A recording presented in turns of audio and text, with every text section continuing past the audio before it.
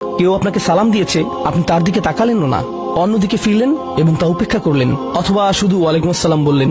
আপনি সালামের জবাব দিয়েছেন, কারণ তা না হলে তো গুনাহ হতে পারে, কিন্তু জবাব দিলেন খুবই নিচু স্বরে, এটা নিশ্চিত করার জন্য যাতে সে শুনতে না পায়, আর সে মনে করলো যে আপনি জবাব দেননি।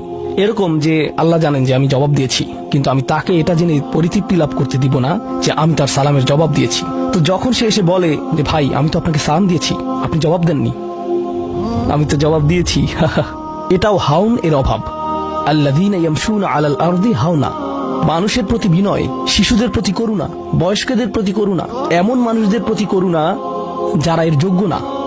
আর প্রসঙ্গক্রমে এর অর্থ এটা না যে আপনাকে অপমান করার সুযোগ আপনি মানুষকে করে দিবেন।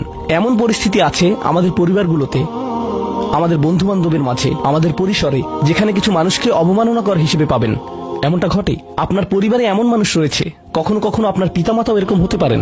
এটা খুবই কষ্টদায়ক বিষয়, এটা খুবই অন্যায্য বিষয়, আর আপনাকে এগুলো সবসময় শুনতে হয়, বারবার শুনতে হয়। শ্রোতাদের ভিতরে এমন নারী রয়েছেন যাদেরকে আমি দেখতে পাচ্ছি না, তারা পর্দার আড়ালে রয়েছেন, কিন্তু তারা যে অবস্থাতেই থাকেন, হয়তো শ্বশুর বাড়ির আত্মীয় অথবা ভাই বোন বা অন্য কারো কাছ থেকে তাদের কথা শুনতে হয়।